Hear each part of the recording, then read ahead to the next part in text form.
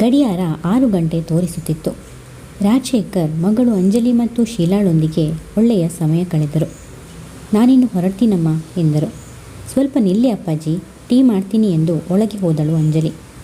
Sugar ಬೇಡಮ್ಮ ಎಂದು ಕುಳಿತಲಿಂದಲೇ ಕೂಗಿದರು. ರಾಜಶೇಖರ್ ಶೀಲಾ ಬಳಿಯಲ್ಲಿ ಮಾತನಾಡುತ್ತಾ, ಅಂಜಲಿ ಬಹಳ ಜಾಣೆ. ನಾನು ಹೊರಬೇಕಾದ ಜವಾಬ್ದಾರಿಯನ್ನು ತಾನು ಹೊತ್ತು ಎಲ್ಲವನ್ನೂ ಅಚ್ಚುಕಟ್ಟಾಗಿ ನಿಭಾಯಿಸ್ತಿದ್ದಾಳೆ. ಆಫೀಸ್ನಲ್ಲಿ ತನ್ನ ಕೆಲಸವನ್ನು ಶ್ರದ್ಧೆಯಿಂದ ಮಾಡ್ತಾಳೆ. ಆಕೆ ಬಗ್ಗೆ ನನಗೆ ಬಹಳ ಹೆಮ್ಮೆ ಇದೆ. ಶೀಲಾ, ನೀನು ಬಹಳ ಒಳ್ಳೆಯ ತಾಯಿ. ಅಂಜಲಿಗೆ ಒಳ್ಳೆ ಸಂಸ್ಕಾರ ನೀಡಿ ಬೆಳೆಸಿದ್ದೀಯಾ ಎಂದು ಹೊಗಳಿದರು. ಹಾಗೇನೂ ಇಲ್ಲ ರೀ, ಆಕೆ ಪಟ್ಟ ಕಷ್ಟ ಆಕೆಗೆ ಎಲ್ಲವನ್ನು ಕಲಿಸಿದೆ ಅಷ್ಟೆ ಎಂದಳು. ಅಷ್ಟರಲ್ಲಿ ಚಹಾದೊಂದಿಗೆ ಬಂದ ಅಂಜಲಿ, ನೀವೇನು ಅಮ್ಮನ ಬಗ್ಗೆ ಚಿಂತಿಸಬೇಡಿ ಅಪ್ಪಾಜಿ. ನಿಮ್ಮ ಆರೋಗ್ಯದ ಕಡೆ ಗಮನವಹಿಸಿ. ಏನಾದರೂ ತೊಂದರೆ ಇದ್ದರೆ ನಾನೇ ತಿಳಿಸುತ್ತೇನೆ. ಚಿಕ್ಕ ವಿಷಯಕ್ಕೆಲ್ಲ ತಲೆ ಕೆಡಿಸಿಕೊಳ್ಳಲು ಹೋಗಬೇಡಿ ಎಂದಳು. ಅಂಜಲಿಗೆ ತನ್ನ ಮೇಲೆ ಎಷ್ಟೊಂದು ಕಾಳಜಿ ಅನ್ನಿಸಿತು. ಕಾವ್ಯ ಒಂದು ದಿನವೂ ಅಂಜಲಿಯ ರೀತಿ ನಡೆದುಕೊಂಡಿಲ್ಲ. ಪ್ರೀತಿಯಿಂದ ಮಾತನಾಡಿಸುತ್ತಿರಲಿಲ್ಲ. ಮಾತನಾಡುವಾಗಲೂ ಸಿಡುಕುತ್ತಲೇ ಇರುತ್ತಿದ್ದಳು. ಅಂಜಲಿಯ ಮಾತುಗಳನ್ನು ಕೇಳುತ್ತಿದ್ದರೆ ಕೇಳುತ್ತಲೇ ಇರೋಣ ಅನ್ನಿಸಿತು. ಆಗಲಿ ಮಗಳೇ, ನಾನಿನ್ನು ಬರ್ತೀನಿ ಎನ್ನುತ್ತಾ ಟೀ ಕುಡಿದು ಹೊರಟರು. ಮನೆಗೆ ಬರುವಷ್ಟರಲ್ಲಿ 6:30. ಕಾವ್ಯ ಆಗಲೇ ಮನೆಗೆ ಬಂದಿದ್ದಳು. ರಾಜಶೇಖರ್ ಕಾರು ನಿಲ್ಲಿಸಿ ಒಳಬಂದರು. ಮೊಬೈಲ್ ಹಿಡಿದು ಅಲ್ಲೇ ಸೋಫಾದಲ್ಲಿ ಕುಳಿತಿದ್ದ ಕಾವ್ಯ ಅವರನ್ನು ಗಮನಿಸಿದಳು. ಎಂದೂ ಇಲ್ಲದ ಖುಷಿ ಅವರ ಮುಖದಲ್ಲಿತ್ತು. ಡ್ಯಾಡಿ, ಎಲ್ಲಿಗೆ ಹೋಗಿದ್ರಿ? ಆಫೀಸಿಗೂ ಬರಲಿಲ್ಲ ಅಂದಾಗ ಏನು ಹೇಳಬೇಕೆಂದು ಒಮ್ಮೆ ತೋಚದಾಯಿತು.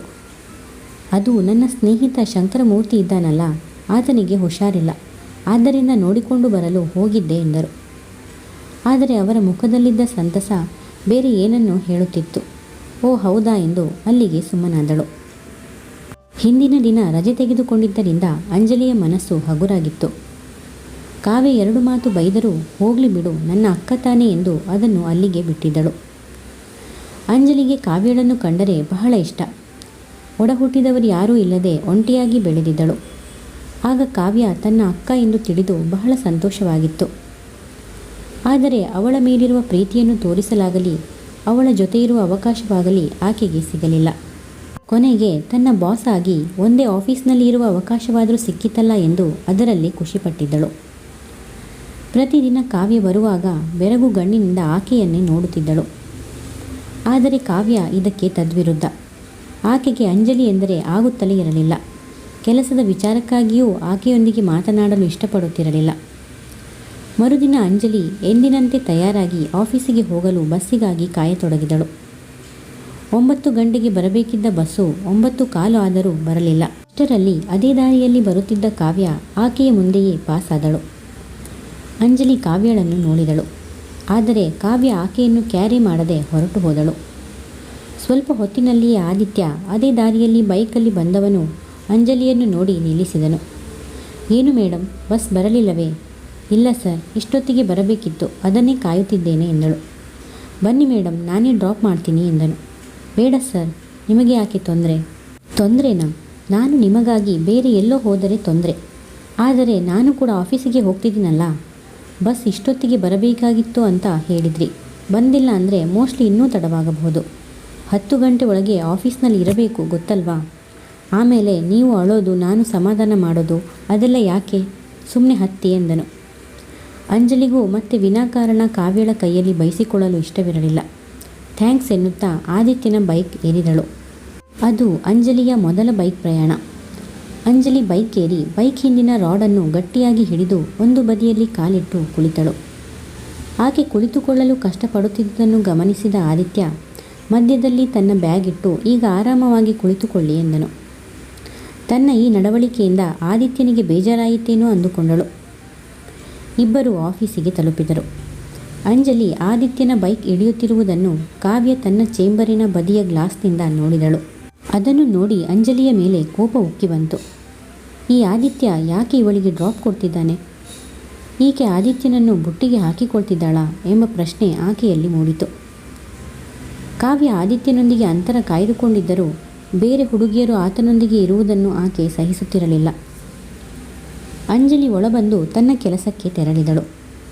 ಆದಿತ್ಯ ಎಂದಿನಂತೆ ಕಾವ್ಯಳ ಕ್ಯಾಬಿನ್ಗೆ ಕಡೆ ಹೊರಟು ತನಗಿಂತ ಮೊದಲೇ ಹಾಜರಿದ್ದ ಕಾವ್ಯಳನ್ನು ನೋಡಿ ಗಾಬರಿಯಾದನು. ಗುಡ್ ಮಾರ್ನಿಂಗ್ ಮೇಡಮ್ ಎಂದನು ತಡವರಿಸುತ್ತಾ. ಕಾವ್ಯ ಸಿಟ್ಟಿನಲ್ಲಿರುವಂತೆ, ಆದಿತ್ಯ, ಇತ್ತೀಚೆಗೆ ನೀವು ಸಮಯಕ್ಕೆ ಸರಿಯಾಗಿ ಬರುತ್ತಿಲ್ಲ. ಪ್ರತಿದಿನವೂ ನನಗಿಂತ ಮೊದಲೇ ಹಾಜರಿರುತ್ತಿದ್ದವರು ಇವತ್ತ್ಯಾಕೆ ತಡವಾಗಿ ಬಂದಿದ್ದೀರಿ ಎಂದು ಕೇಳಿದಳು. ಅಯ್ಯೋ ಇಲ್ಲ ಮೇಡಮ್, ನಾನು ಹೆಚ್ಚು ಕಡಿಮೆ ಇದೇ ಸಮಯಕ್ಕೆ ಬರುವುದು. ನೀವೇ ಇಂದು ಬಹಳ ಬೇಗನೆ ಬಂದಿದ್ದೀರಾ ಎಂದನು ತಮಾಷೆಯಾಗಿ. ಸರಿ ಸರಿ, ಇವತ್ತು ಕ್ಲೈಂಟ್ ಮೀಟಿಂಗ್ ಇದೆ, ಅದಕ್ಕೆ ತಯಾರು ಮಾಡಿ ಎಂದು ಅವನನ್ನು ಕಳಿಸಿದಳು. ಹೌದು, ಕಾವ್ಯ ಅಂದು ಎಂದಿಗಿಂತ ಬೇಗನೆ ಬಂದಿದ್ದಳು. ಅವತ್ತೆಲ್ಲ ಕಾವ್ಯಳ ತಲೆಯಲ್ಲಿ ಅದೇ ವಿಚಾರ ಕೊರೆಯುತ್ತಿತ್ತು. ಅಂಜಲಿಯನ್ನು ಕರೆದು ಬಾಯಿಗೆ ಬಂದಂತೆ ಬೈಯಬೇಕು ಅನಿಸಿತು. ಆದರೆ ಅದು ಆಫೀಸಿಗೆ ಸಂಬಂಧಿಸಿದ ವಿಚಾರವಲ್ಲ. ನೀನು ಎಂದಿಗೂ ಆದಿತ್ಯನ ಜೊತೆ ಬರಬೇಡ ಎಂದು ಹೇಳುವುದಾದರೂ ಹೇಗೆ? ಆಕೆ ತನ್ನನ್ನು ಎಷ್ಟು ಚೀಪ್ ಎಂದು ತಿಳಿಯಬಹುದು. ಅಥವಾ ಮೊನ್ನೆ ಬೈದ ಕೋಪಕ್ಕೆ ಇನ್ನಷ್ಟು ಜಾಸ್ತಿ ಮಾಡಲೂಬಹುದು. ಹೋಗಲಿ ಬಿಡು, ನೋಡೋಣ ಎಂದು ಸುಮ್ಮನಾದಳು. ಇತ್ತ ಆದಿತ್ಯನಿಗೆ ಅಂಜಲಿಯ ಮೇಲಿರುವ ಗೌರವ ದಿನೇ ದಿನೇ ಪ್ರೀತಿಯಾಗಿ ಬದಲಾಗತೊಡಗಿತ್ತು. ಅಂಜಲಿಯ ಬಳಿ ಯಾರಲ್ಲೂ ಇಲ್ಲದ ಒಂದು ಸೆಳೆತ ಅವನನ್ನು ಸೆರೆ ಹಿಡಿದಿತ್ತು. ಆದರೆ ಅಂಜಲಿ ಇದ್ಯಾವುದರ ಅರಿವಿಲ್ಲದೆ ತನ್ನ ಪಾಡಿಗೆ ತಾನಿದ್ದಳು. ಆದಿತ್ಯ ಅವಳ ಕೆಲಸದಲ್ಲಿ ಸಹಾಯ ಮಾಡುತ್ತಾ ಅವಳ ಮುದ್ದು ಮುಖ ನೋಡುತ್ತಾ ದಿನ ಕಳೆಯುತ್ತಿದ್ದ. ಕೆಲವರು ಆದಿತ್ಯ ಮೊದಲಿನಂತಿಲ್ಲ ಎಂದು ಅವನ ಕಾಲೆಳೆಯುತ್ತಿದ್ದರು. ಆದಿತ್ಯನ ಮೇಲೆ ಅಂಜಲಿಗೆ ಬಹಳ ಗೌರವ. ಆದಿತ್ಯ ಒಳ್ಳೆಯ ವ್ಯಕ್ತಿ. ಅಷ್ಟೇ ಅಲ್ಲದೆ ಅಂಜಲಿಯ ಕೆಲಸದಲ್ಲಿ ಬೆನ್ನೆಲುಬಾಗಿ ನಿಂತಿದ್ದ. ಆತನ ಜೊತೆ ಮಾತನಾಡುವುದೆಂದರೆ ಅಂಜಲಿಗೂ ಇಷ್ಟ. ಒಂದು ದಿನ ಆಫೀಸ್ ಮುಗಿಸಿ ಹೊರಡುವಾಗ ಆದಿತ್ಯ ಅಂಜಲಿ ಬಳಿ ಬಂದು, ಮೇಡಮ್, ನಿಮ್ಮ ಜೊತೆ ಸ್ವಲ್ಪ ಮಾತನಾಡುವುದಿದೆ, ಹೊರಗಡೆ ಹೋಗಿ ಕಾಫಿ ಕುಡಿಯುತ್ತಾ ಮಾತಾಡೋಣವಾ ಎಂದನು. ಅದು ನನ್ನ ಬಸ್ ಎಂದು ಅಲ್ಲಿಗೆ ನಿಲ್ಲಿಸಿದಳು. ನೀವೇನೂ ಯೋಚನೆ ಮಾಡಬೇಡಿ, ನಿಮ್ಮನ್ನು ನಾನೇ ಡ್ರಾಪ್ ಮಾಡ್ತೀನಿ ಎಂದನು. ಹಾಗಾದರೆ ನನ್ನದೇನೂ ಅಭ್ಯಂತರ ಇಲ್ಲ ಎಂದಳು ಅಂಜಲಿ. ಇಬ್ಬರು ಕಾಫಿ ಶಾಪ್ಗೆ ತೆರಳಿದರು. ಕಾಫಿ ಕುಡಿಯುತ್ತಾ ಇಬ್ಬರೂ ಸ್ವಲ್ಪ ಸಮಯ ಕಳೆದರು. ಅಂದು ಅಂಜಲಿ ಕಪ್ಪು ಬಣ್ಣದ ಪ್ಯಾಂಟ್, ವೈಟ್ ಟಾಪ್ ಧರಿಸಿದ್ದಳು. ಬಹಳ ಮುದ್ದಾಗಿ ಕಾಣುತ್ತಿದ್ದಳು. ಆದಿತ್ಯ ಮಾತನಾಡುತ್ತಾ ತನ್ನ ಬಗ್ಗೆ ಆಕೆಯ ಅಭಿಪ್ರಾಯವನ್ನು ತಿಳಿದುಕೊಳ್ಳಲು ಪ್ರಯತ್ನಿಸಿದ. ಮೇಡಮ್, ನಿಮಗೆ ನನ್ನ ಬಗ್ಗೆ ಏನನ್ನಿಸುತ್ತದೆ? ಇದೇನು ಸರ್, ಏನನ್ನಿಸಬೇಕು? ಮೊದಲು ನೀವು ನನ್ನನ್ನು ಮೇಡಮ್ ಎಂದು ಕರೆಯುವುದನ್ನು ನಿಲ್ಲಿಸಬೇಕೆಂದು ಅನ್ನಿಸುತ್ತಿದ್ದೆ ಎಂದಳು ನಗುತ್ತಾ. ಓಕೆ ಅಂಜಲಿಯವರೇ, ನಾ ಕೇಳಿದ್ದಕ್ಕೆ ಏನು ಹೇಳಲೇ ಇಲ್ಲ ಎಂದನು.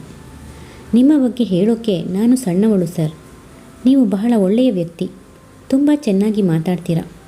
ಮುಖ್ಯವಾಗಿ ನನಗೆ ಒಳ್ಳೆ ಗೈಡ್ ಆಗಿದ್ದೀರಾ. ನನಗೆ ತುಂಬ ಸಹಾಯ ಮಾಡಿದ್ದೀರಾ ಎಂದಳು. ಅದಲ್ಲ, ಬೇರೆ ಎಂದು ತಡವರಿಸುತ್ತಾ, ನನ್ನ ಜೊತೆ ಸಮಯ ಕಳೆಯುವಾಗ ನಿಮಗೇನನ್ನಿಸುತ್ತದೆ ಎಂದನು. ನಿಮ್ಮ ಜೊತೆ ಮಾತನಾಡುವುದೇ ಸಂತೋಷದ ವಿಚಾರ. ಇನ್ನು ನಿಮ್ಮ ಜೊತೆ ಸಮಯ ಕಳೆಯುವುದು ಅದಕ್ಕಿಂತ ಸಂತೋಷ ಎಂದಳು. ಕಥೆ ಮುಂದುವರಿಯುವುದು. ಹೆಚ್ಚಿನ ವಿಡಿಯೋಗಳಿಗಾಗಿ ಪ್ಲೀಸ್ ಸಬ್ಸ್ಕ್ರೈಬ್ ಮಾಡಿ, ಲೈಕ್ ಮಾಡಿ, ಶೇರ್ ಮಾಡಿ, ಕಮೆಂಟ್ಸ್ ಮಾಡಿ ಮತ್ತು ಬೆಲ್ ಐಕಾನ್ ಕ್ಲಿಕ್ ಮಾಡಿ. ಕಥೆಯ ಎಲ್ಲ ಭಾಗಗಳಿಗಾಗಿ ಪ್ಲೇಲಿಸ್ಟ್ ಚೆಕ್ ಮಾಡಿ.